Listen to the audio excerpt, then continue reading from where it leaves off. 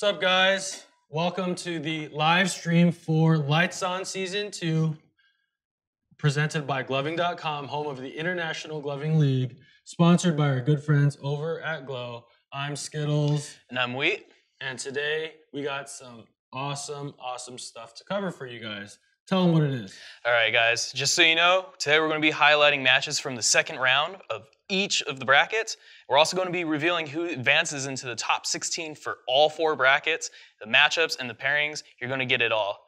And just so you guys know, we're going to recap some info about Season 2. It's good so you guys know.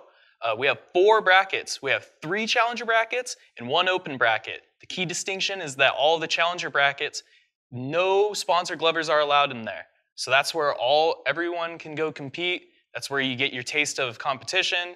And just so you know, that open bracket has a first place prize of $1,500, and the challenger bracket has a first place prize of $500 for each bracket. Total prize pool, $5,500. Yeah, like he said, just view your open bracket as your pros bracket. You're literally in there with the top of the top sponsored glovers. If you're an amateur who thinks you can hang, go for it. But if you are a glover who is just getting a taste of competition, you just want some experience, you're not quite confident enough yet to face the pros of the gloving scene, those brackets are honestly perfect for you. I've heard from countless competitors, whether they've won or lost, that they have leveled up so much just by being part of this competition. So I know, I'm really happy to hear that. That's kind of the whole purpose of creating this competition for us, is just to make gloving more fun for you and everyone else out there. Absolutely. But yeah, let's jump into it. I want to give a shout out to all of our judges. So for the open and C1 brackets, we have Vincent Van Flo judging presentation, we got Jest judging execution, and we got Havoc judging style. And who do we got for C2 and C3? C2 and C3, we're going to have Lust judging presentation. We have Mez judging execution, and then Puppet judging style. Yeah, so reason I want to shout these guys out, because look, they are working behind the scenes. It is a very tough job to do, but I think they are the best people to do it. Why? Well, number one, they have to watch a lot of videos. And as much as I love light shows and as much as you love light shows, my eyes cannot handle that much light shows because they start crying and melting. Yeah, thanks to all the judges out there. You guys are doing a great job. But yeah, on top of that too, you know, they do have to score your light shows, and a lot of you guys may or may not agree with that, but we trust them so much. And, you know, they do have to take heat sometimes from you guys, because a lot of you guys have your favorites in the competition. A lot of you guys view the light shows in different ways. But at the end of the day, you know, they judge that as objectively as they can, and they, you know, back up their points as much as possible in case you guys have issues with anything. But just remember, this is a level playing field. All 3 judges are judging all of you guys, depending on your bracket. So anyways, I just want to shout them out. I got to show them some love because it is a tough job. But let's move into the super duper fun stuff. Let's shout out some challengers. Yeah, let's start off with challenger bracket C1. We have Freya from all the way in Denver, Colorado. Amazing video. Camera guy, can you please load that up for us? Pretty please.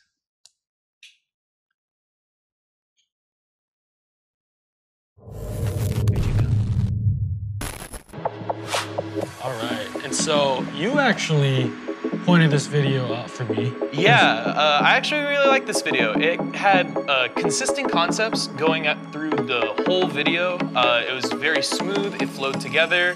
And I want everyone to check out this really unique concept I saw. It happens around the drop.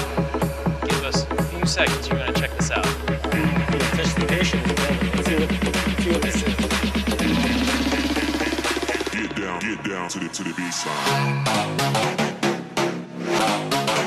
Oh, so you're talking about the triangle thing. Oh yeah, this little triangle here is really, really sick to me. So I think the triangle thing, I think Jest was the creator of the concept. Please correct me if I'm wrong, guys. I don't know everything, but I think I saw that first from Jest probably a year or 2 years ago. So really cool to see her bringing that back. Speaking of the triangle or diagonal thing, I think ever since Puppet pulled that out in season 1, I've been seeing more people trying to mess with that triangle triangular dimension of the grid or whatever you want to call it. And so, you know, just really cool to see that innovation being applied and pushed. But yeah, when I was watching this show, overall, I think execution was fairly clean. Definitely a variety of concepts and whatnot. One thing I think that could really take her to the next level, especially if she gets into the deeper rounds of this competition, is I think there needs to be a little bit more persona within the show. I see a lot of concepts and moves and really interesting stuff with the hands, but I want to feel, you know, her within the show a little bit more. That makes sense. No, yeah, it makes the difference when, say, you watch someone like Mez give a show. You see it, him himself, you could not see him, and you could still tell it's Mez throwing that show. Right, and that's what I want to see here. I want to know that this is Freya throwing the show. But that's kind of my main piece of feedback for her. Overall, though, super solid show. Obviously, caught my. This is why I love the challengers brackets, because it really allows me to watch, you know, Glovers outside of the 10, 20 same old names you always hear all the time. So, shout outs to you, Freya. We'll find out if you made it into the next round. And there's that. And there's that. And let's move on to the next bracket. Want to shout out to Bloom. She's from Azusa, California, which is not too far from here, Southern California. Camera guy, can you go ahead and pull that one up? And while he pulls that one up, let's see here. While he pulls that one up, I want to talk about Bloom for a second because I actually discovered her through, I think, the entry videos. And I shouted her out in Glover's Lounge. And yeah, you know, I didn't know who she was, but apparently she has the Bloom fan club, which I discovered through that. Bump for Bloom fan club. Yeah, so I want you guys to watch her show. Really enjoyed this one. Let's run it and I'll tell you why. So let's pay attention to the song she used and how she starts off her show. The vibe of the song fits the vibe of her moves and concepts that she's using. Right? It's a very lush, melodic, soft, kind of happy song, and she starts off with very minimal but fluid movements and liquid. Yeah, and that's really the vibe I get from Bloom's style. It's non-stop flow the whole time, and it just everything links together, and it's overall really fun to watch. Especially when you pair it up with a fun song like this. Yeah, she's able to really kill it, and it helps with moments like this. See, I liked how she hit that, and you know, she moves into a different kind of dimension of her show, right? It starts off liquidy, flowy, and as soon as that drum hit, she progressed into the fluid tech. And let's see if she does anything with this drum. Yep, and there she speeds it up a little bit more. Yeah, you know, I think I can tell she's intentionally trying to travel with the song, right? She's keeping the song in mind as she moves about. And that's obviously very important. Musicality is very important to the song, along with musicality. No, I agree. Very clean lips. Yeah, overall, I really like the show. Definitely a good amount of variety. I don't know, I'm a sucker for liquid as well, just because that's the old school stuff. I love trails, you know. The problem I have with a lot of shows today is they're more focused on the tricks that they can do with their fingers versus the tricks that they can do with their legs. There's two very different things. And if you can, you know, surprise me with the trails and the patterns that you can make, that means more to me personally than what you can do with your fingers. Not everything translates. Yeah. And one part about her show is when I did mention that it does just flow the whole time. She does kind of do that where when it comes back, when she moves away from her tech there, she comes back into this flow, liquidy style. So it'd be cool to see something a little bit different after the tech comes out. Absolutely, I agree. I think her strengths were definitely musicality, you know, and some storytelling there. I do agree with you. 2/3 of her show definitely flowed together very well. I would have loved to see a little bit more variety towards the end. But yeah, that's maybe some feedback for you, Bloom. If you make it onto the next round and if you want to make it deeper into these competitions, I think that's definitely an area that could help you out. So yeah, just something to consider. And then should we move on? Yeah, we have one more challenger bracket for you guys. That's C3. And we actually have our guy, Waterboy from Seattle, Washington. And I think you know who this is. I do know who Waterboy is. He is an impactor who I'm familiar with from the Impact Asylum about a year and a half to 2 ago. So let's just say I met this kid when he was just trying to learn the basics of impacting, and I haven't watched him for a while, because I've been throwing these competitions and planning a lot of different things for the IGL, but it was a pleasant surprise to see the progress that he's made, so I want you guys to check this out as well.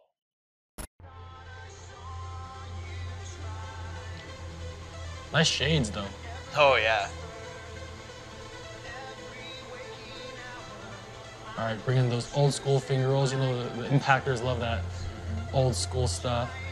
We're going to keep repeating this over and over, but it's super helpful if you guys overlay your audio to any of your videos.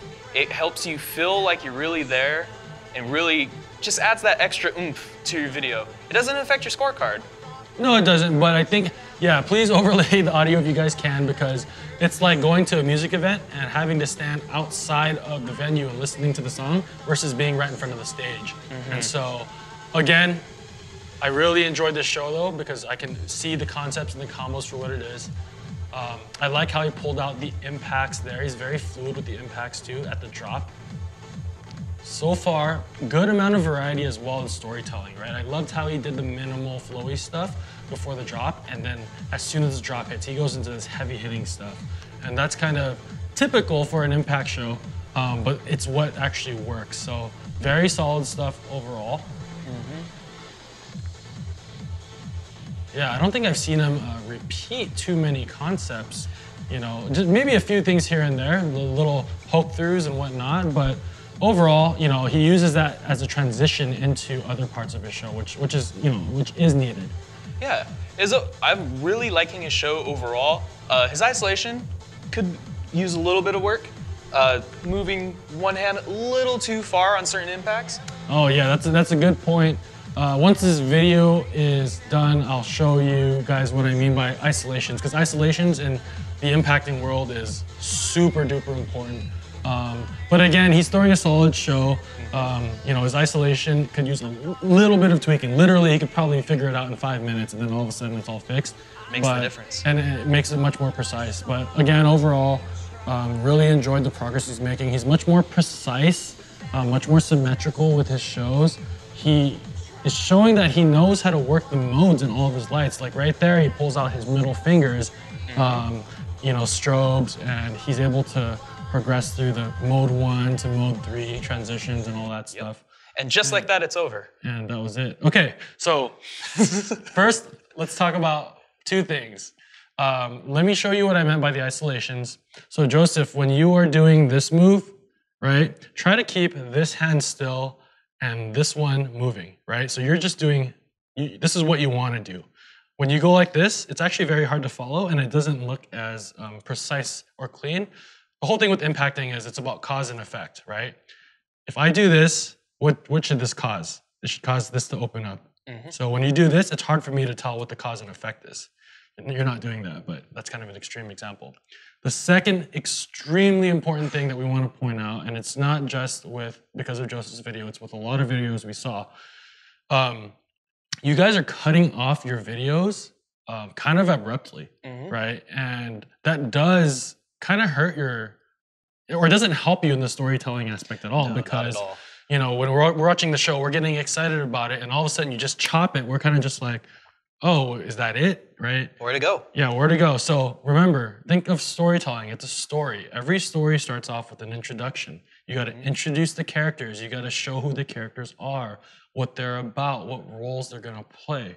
And then you move into the action or the climax of the movie, right? Where it's an action movie where, all the bad guys run in, all the good guys run in, and everything explodes, right? In that example, it would have been the impacts, right? He pulled out the action during the drop of the song, right? Yep. That worked. And then you move on to your ending. All stories end differently, but they end. They don't just cut off during the action scenes. And so just a word of advice for you guys, don't leave your viewers hanging. You got to end your shows, and you can't rush to end your shows either. Yeah. So we'll just leave it at that. Little word of advice. But overall, shout outs to the 3 challengers. I mean, I really love watching the challengers the most over the open bracket because I get to see unexpected things. There's a lot of fire out there. There's a lot of fire out there. You know, when I watch the big names, you already know what to expect. You already know who's going to pull out what. You already know who's what everyone's signatures are. So this allows me to really keep an eye on, like, oh, who's hot? Who should I pay attention to next round, next season? Even in 1 year from now, one of you guys might just be one of the top names in gloving. I don't know, but it's such a refreshing thing to see. So, but yeah, let's move on. Let's just talk quickly about the open bracket rounds. What were some key highlight matchups that we wanted to talk about? I'm going to kick this off with Euphoric versus Current. I've always liked just the way Euphoric sets up his videos. Everyone usually has their backlight. Someone has the little LED lamp or strip, but Euphoric just leaves his keyboard right in front. And it really does illuminate things, and it doesn't count. It's not a prop. It's just your recording environment. Right. But it looks really nice. I agree with that. It's only a prop if he were to pick it up and like slam his head through it at the drop and then did some crazy tech, but... That would be sick, though. Don't do it. It would be sick. Yeah, so I agree with you on Euphoric's video. I want to talk about another cool matchup just really quickly. We got Toms versus Crafty. You know, known Toms for a few years. A lot of you guys might know him too, or probably do. He's from Team Vivid. An old but very well-known team that came back for the season. I think they were 4 members deep entering the season. So just excited to see all the old school heads come back. But he was up against Crafty, who actually is on the other side of the spectrum in terms of style. You know, Tom's has your OG finger rolly, OG tech, more flowy style, whereas Crafty has your, you know, heavy concepts and dial style.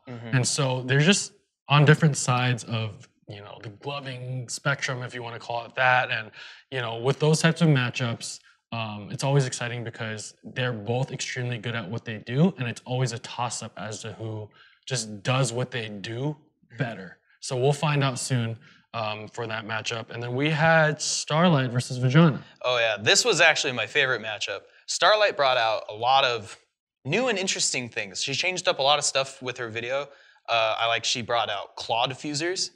She brought out a few impacting concepts using blue and yellow colors instead of the standard blue and red. She actually had lights on top of her thumbs, including the iNova impact thumbs on the bottom. And yeah, she broke out? She broke out tuts, flow, impacts, flow, a little bit of tech, I think. I'm not sure. Oh yeah, a good bit of tech in the middle. Yeah. It was crazy. Yeah, definitely a lot of variety there, and pulled out just something that, you know, none of us expected. You know, I expected your most glovers, you know, when you watch them, you expect their signature shows or signature moves. But with someone like Starlight, you know, she's always pulling out surprises because she's just versatile and likes to experiment with a lot of different things. So, anyways, that was a really interesting thing to watch. But I think we should probably just move on to the good stuff here because I don't want to take up too much of your guys' time. So they're waiting. They're waiting. So we're gonna present to you guys the top 16 across all 4 brackets. So top 16 in the open bracket, and then top 16 in the C1, C2, and C3 bracket. So camera guy, if you can go ahead and pull up the C1 matchups. So congratulations to everyone in the C1. We have some awesome names in here. Shout out to you, Freya. We just shouted you out earlier, but you made it into this round, so good luck. There you Hope go. to see you go far in this competition. We got Long in here, which is awesome because I have not seen him slow down since season 1. Every single round, he comes back with something bigger and better, so I want to see what he does this round. Yeah, he was the highest scorer across all brackets this round with a grand total of 31. Which was just nuts. That video, if you guys haven't seen it, you need to check it out. Oh yeah. And then let's move it on to C2. And here, you know, we have some awesome stuff. Shout out to Bloom. You made it. You made it. You're going up against Tie-Dye. And then we got Ripples versus Apollo. So I actually saw Ripples' show in person. You know, I was watching from the side a couple of weeks ago.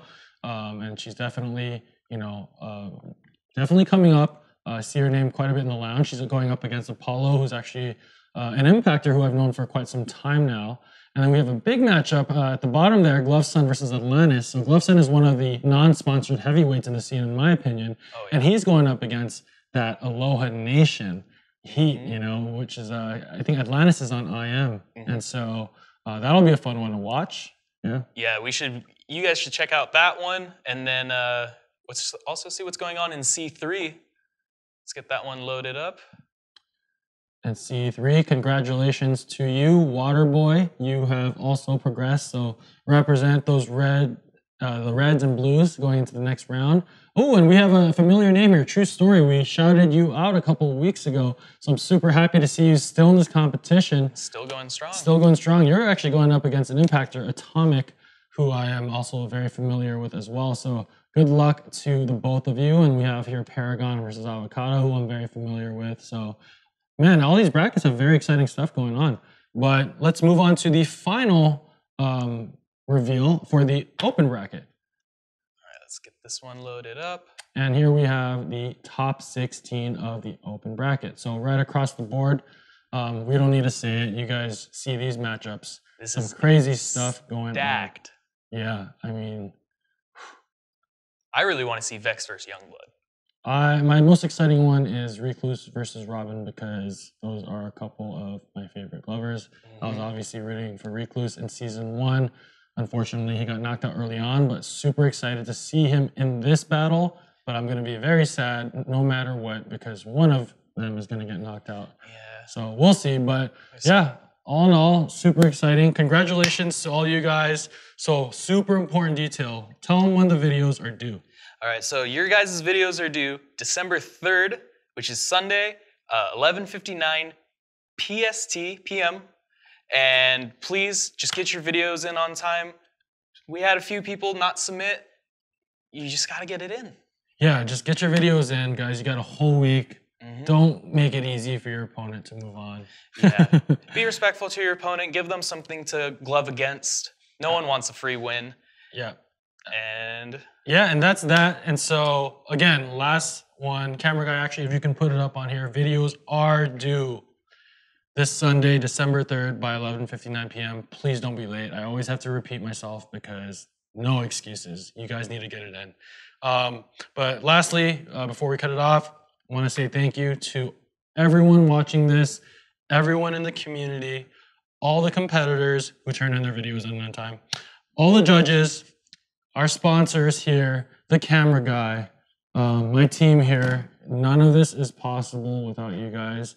It has been such a freaking smooth competition, and the only way that I can provide a great experience for you guys is with the help of everyone involved because I can't do it alone.